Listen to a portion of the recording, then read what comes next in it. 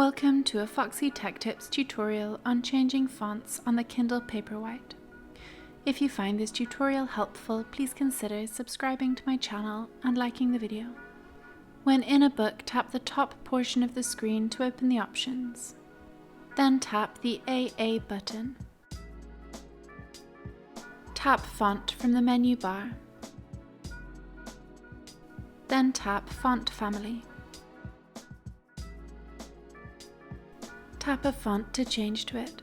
You can see that it will change to the new font immediately.